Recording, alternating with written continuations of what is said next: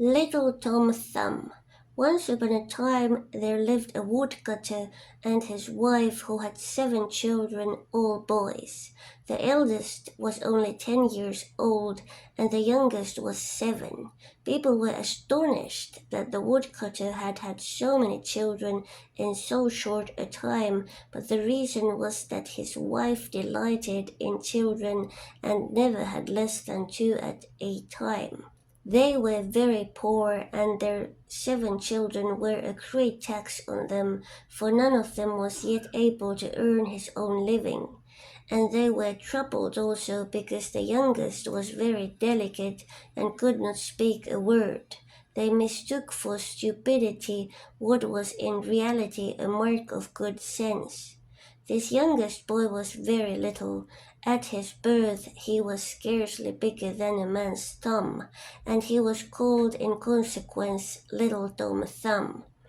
The poor child was a scapegoat of the family and got the blame for everything. All the same, he was the sharpest and shrewdest of the brothers, and if he spoke but little, he listened much. There came a very bad year when the famine was so great that these poor people resolved to get rid of their family. One evening, after the children had gone to bed, the woodcutter was sitting in the chimney corner with his wife. His heart was heavy with sorrow as he said to her, "It must be plain enough to you that we can no longer feed our children. I cannot see them die of hunger before my eyes, and I have made up my mind to take them tomorrow to the forest and lose them there. It will be easy enough to manage, for while they are amusing themselves by collecting faggots, we have only to disappear without their seeing us." "Ah," cried the woodcutter's wife, "do you mean to say you are capable of letting your own children be lost?" In vain did her husband remind her of their terrible poverty. She could not agree. She was poor, but she was their mother. In the end, however, reflecting what a grief it would be to see them die of hunger, she consented to the plan and went weeping to bed. Little Tom Thumb had heard all that was said. Having discovered, when in bed, that serious talk was going on, he had got up softly and had slipped under his father's stool in order to listen without being seen. He went back to bed but did not sleep a wink for the rest of the night, thinking over what he had better do. In the morning he rose very early and went to the edge of a brook. There he filled his pockets with little white pebbles and came quickly home again. They all set out, and little Tom Thumb said not a word to his brothers of what he knew. They went into a forest which was as dense that when only 10 paces apart they could not see each other. The woodcutter set about his work, and the children began to collect twigs and make faggots. Presently the father and mother, seeing them busy at their task, edged gradually away, and then hurried off in haste along a little narrow footpath. When the children found they were alone, they began to cry and call with all their might. Little Tom Thumb let them cry, being confident that they would get back home again. For on the way he had dropped the little white stones which he carried in his pocket all along the path.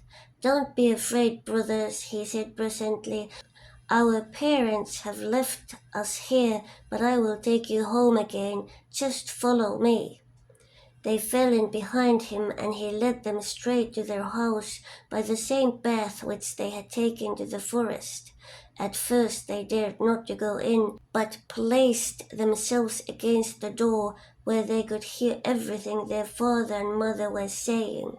Now the woodcutter and his wife had no sooner reached home than the lord of the manor sent them a sum of 10 crowns, which had been owing from him for a long time, and of which they had given up hope. This put new life into them, for the poor creatures were dying of hunger.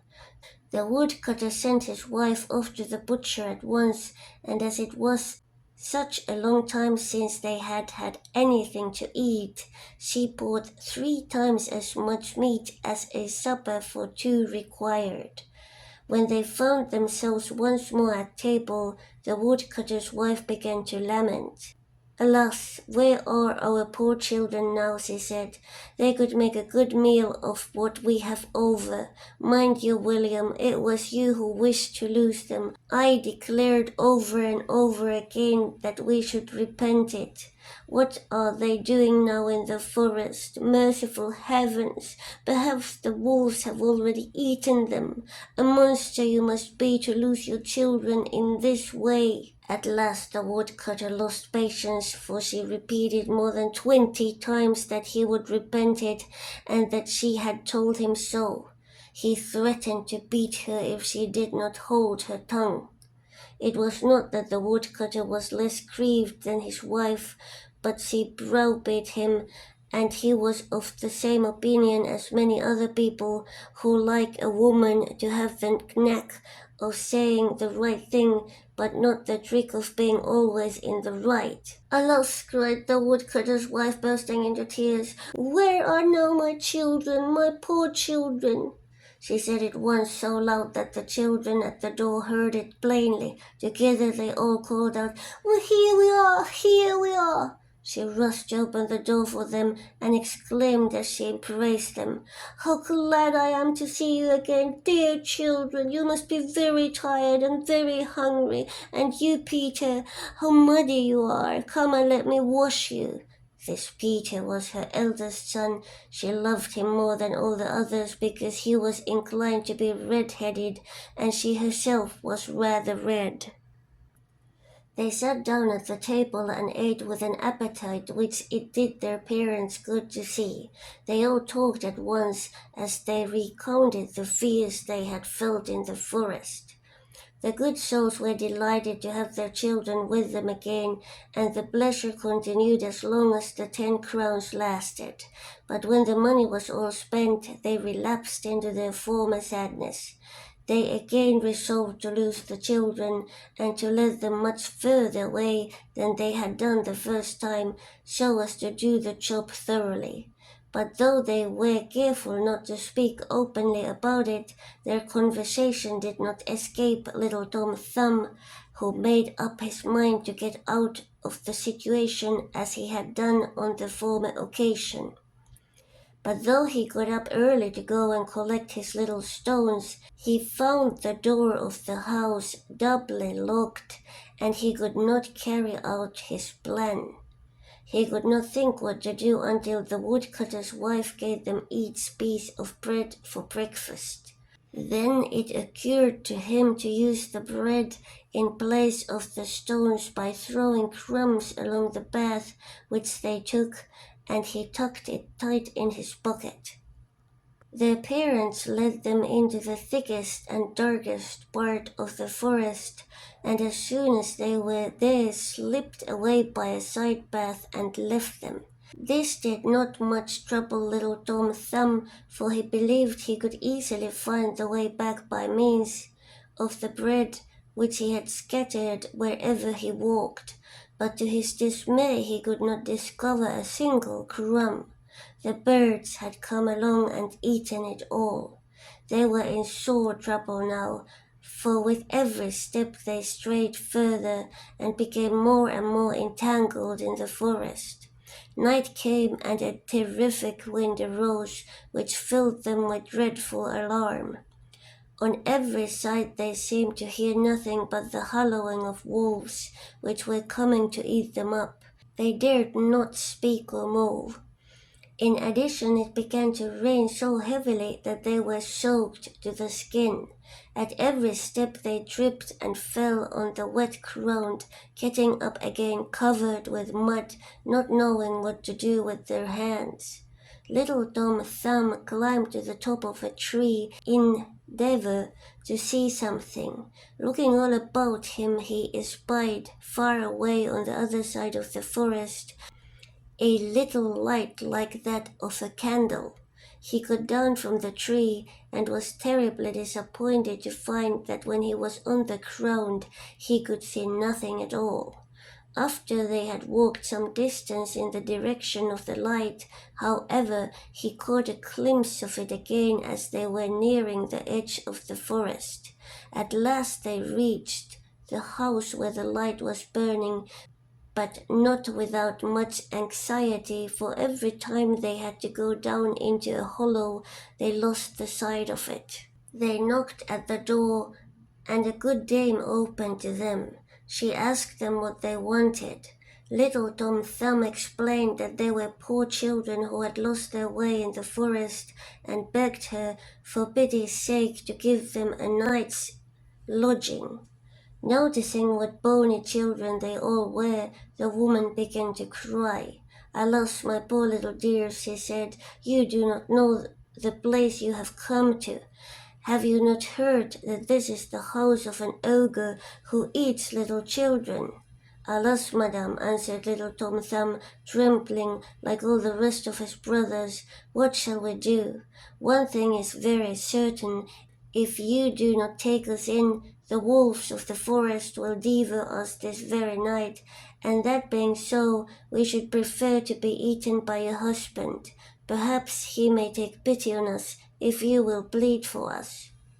The ogre's wife, thinking she might be able to hide them from her husband till the next morning, allowed them to come in and put them to warm near a huge fire where a whole sheep was cooking on the spit of the ogre's supper.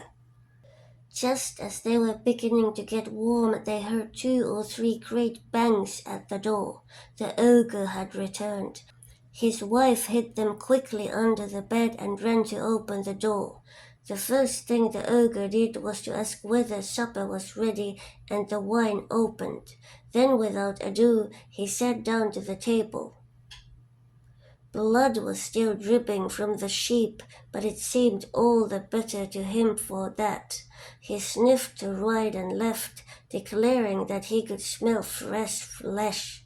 "Indeed," said his wife, "it must be the gulf which I have just dressed that you smell." "I smell fresh flesh, I tell you," shouted the ogre, eyeing his wife askance. "And there is something going on here which I do not understand." With these words he got up from the table and went straight to the bed. "Aha," he said, "so this is the way you deceive me, wicked woman that you are. I have a very great mind to eat you too. It's lucky for you that you are old and tough. I'm expecting 3 ogre friends of mine to pay me a visit in the next few days, and here's a tasty dish which will just come in nicely for them." One after another he dragged the children out from under the bed. The poor things threw themselves on their knees, imploring mercy, but they had to deal with the most cruel of all ogres. Far from pitying them, he was already devouring them with his eyes and repeating to his wife that when cooked with a good sauce, they would make most dainty morsels. Off he went to get a large knife, which he sharpened as he drew near to the poor children on a long stone in his left hand. He had already seized one of them when his wife called out to him. "What do you want to do it now for?" she said. "Will it not be time enough tomorrow?" "Hold your tongue," replied the ogre, "they will be all the more tender." "But you have such a lot of meat," rejoined his wife. "Look, there are a calf, 2 sheep, and half a pig." "You're right," said the ogre.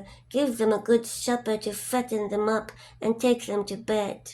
The good woman was overjoyed and brought them a splendid supper, but the poor little wretches were so cowed with fright that they could not eat. As for the ogre, he went back to his drinking, very pleased to have such good entertainment for his friends. He drank a dozen cups more than usual, and was obligated to go off to bed early, for the wine had gone somewhat to his head. Now the ogre had 7 daughters who as yet were only children. These little ogresses All had the most lovely complexions, for, like their father, they ate fresh meat. But they had little round grey eyes, crooked noses, and very large mouths, with long and exceedingly sharp teeth set far apart. They were not so very wicked at present, but they showed great promise, for already they were in the habit of killing little children to suck their blood. They had gone to bed early, and were all seven in a great bed, each with a crown of gold upon her head. In the same room there was another bed equally large. Into this the ogre's wife put the seven little boys, and then went to sleep herself beside her husband.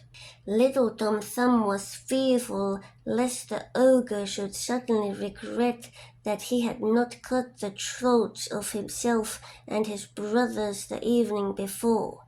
Having noticed that the ogre's daughters all had golden crowns upon their heads, he got up in the middle of the night and softly placed his own cap and those of his brothers on their heads. Before doing so, he carefully removed the crowns of gold, putting them in his own and his brothers' heads. In this way, if the ogre were to feel like slaughtering them that night, he would mistake the girls for the boys, and vice versa. Things fell just as he had anticipated. The ogre, waking up at midnight, regretted that he had postponed till tomorrow what he could have done overnight. Jumping briskly out of bed, he seized his knife, crying, "Now then, let's see how the little rascals are. We won't make the same mistake twice." He groped his way up to his daughter's room and approached the bed in which were the seven little boys. All were sleeping with exception of little Tom Thumb, who was numb with fear when he felt the ogre's hand as it touched the head of each brother in turn reach his own. "Upon my word," said the ogre as he felt the golden crowns, "a nice job I was going to make of it. It is very evident that I drank a little too much last night." Forward he went to the bed where his daughters were, and here he felt the little boys' caps. "Aha! Here are the little scamps," he cried. "Now for a smart bit of work." With these words, and without a moment's hesitation, he cut the throats of his seven daughters, and well satisfied with his work, went back to bed beside his wife. No sooner did little Tom Thumb hear him snoring than he woke up his brothers, bidding them dress quickly and follow him. They crept quietly down to the garden and jumped from the wall. All through the night they ran in haste and terror, without the least idea of where they were going. When the ogre woke up, he said to his wife, "Go upstairs and dress those little rascals who were here last night." The ogre's wife was astonished at her husband's kindness, never doubting that he meant her to go up and put on their clothes. She went upstairs and was horrified to discover her seven daughters bathed in blood, with their throats cut. She fell at once into a swoon, which is the way of most women in similar circumstances. The ogre, thinking his wife was very long in carrying out his orders, went up to help her, and was no less astounded than his wife at the terrible spectacle which confronted him. "What is this I have done?" he exclaimed. "I will be revenged on the wretches, and quickly too." He threw a jug full of water over his wife's face, and having brought her round, ordered her to fetch his 7-league boots, so that he might overtake the children. He set off over the countryside and strode far and wide until he came to the road along which the poor children were travelling. They were not more than a few yards from their home when they saw the ogre striding from hilltop to hilltop and stepping over rivers as though they were merely tiny streams. Little Tom Thumb espied near at hand a cave in some rocks. In this he hid his brothers, and himself followed them in, while counting to keep a watchful eye upon the movements of the ogre. Now the ogre was feeling very tired after so much fruitless marching, for 7-league boots are very fatiguing to their wearer, and felt like taking a little rest. As it happened, he went and sat down on the very rock beneath which the little boys were hiding.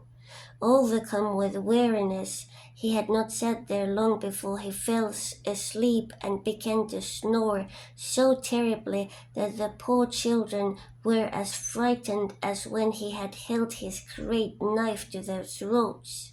Little Tom Thumb was not so alarmed. He told his brothers to flee at once to their home while the ogre was still sleeping soundly, and not to worry about him.